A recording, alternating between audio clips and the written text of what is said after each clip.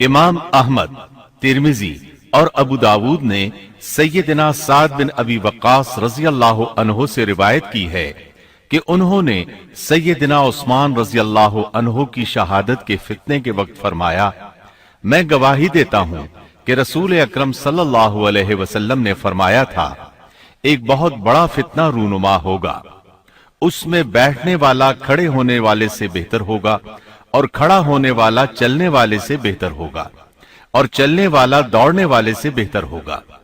کسی نے کہا، اگر کوئی میرے گھر میں داخل ہو کر میری طرف ہاتھ بڑھائے تاکہ وہ مجھے قتل کر دے تو آپ صلی اللہ علیہ وسلم نے فرمایا، تو آدم علیہ السلام کے بیٹے کی طرح قتل ہو جا، یعنی اس فتنے میں قتل ہو جانا، حابیل کی سنت پر عمل کرتے ہوئے خود ہاتھ نہ اٹھانا، قاتل کہلانے کی بجائے مقتول ہونے کو پسند کرنا۔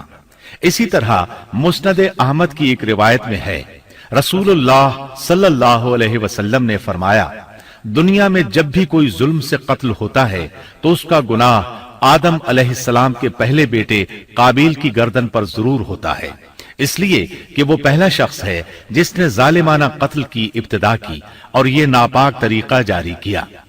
اس حدیث سے اس جرم کی نوعیت کا بخوبی اندازہ ہوتا ہے کہ اللہ تعالیٰ نے اس کو صرف ایک قتل قرار نہیں دیا بلکہ اس کو ایک گھناؤنی حرکت قرار دیا۔ قیامت تک آنے والے لوگ جو اس گناہ کے مرتکب ہوں گے ان کا کچھ گناہ قابیل کے حساب میں ڈالا جائے گا۔ حابیل کو قتل کرنے کے بعد قابیل نے اپنی بیوی کو ساتھ لیا اور دور دراز نرم زمین کے پاس جا کر رہائش پذیر ہو گیا اور آدم علیہ السلام کے سامنے تک نہ ہوا۔ آدم علیہ السلام پہاڑوں کے قریب ایک بستی میں رہ رہے تھے، یہ ان سے بہت دور جا بسا تھا۔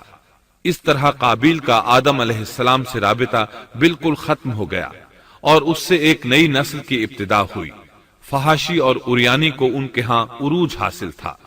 عبادت یہ لوگ اگرچہ اللہ ہی کی کرتے تھے لیکن آدم علیہ السلام کی شریعت کے خلاف بے حیائی کے دل دادا تھے۔ تقوی کی قلت، احکام الہی کی نافرمانی اور فحاشی کا فروغ ان کے شب و روز کا معمول تھا۔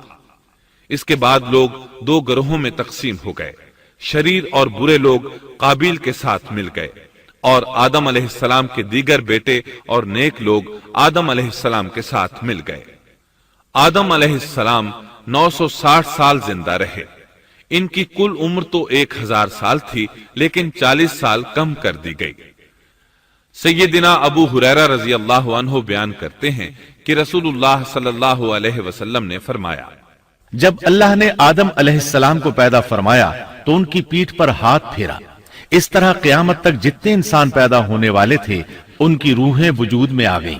پھر ہر انسان کی آنکھوں کے درمیان ایک نور رکھ کر آدم علیہ السلام کے سامنے پیش کیا۔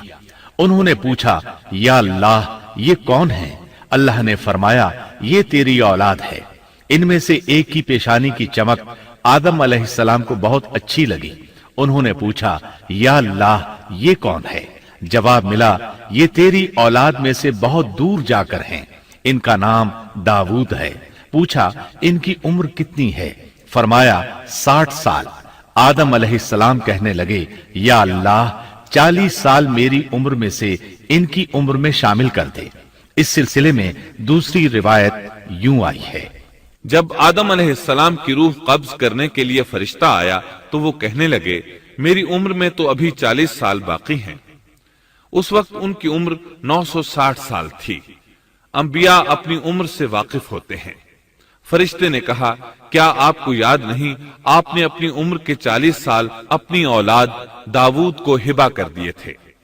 رسول اللہ صلی اللہ علیہ وسلم نے فرمایا، چونکہ آدم علیہ السلام نے انکار کیا تو ان کی اولاد بھی انکار کی عادی ہے۔ آدم علیہ السلام خود بھول گئے، ان کی اولاد بھی بھولتی ہے۔ آدم علیہ السلام نے خطا کی، ان کی اولاد بھی خطا کرتی ہے۔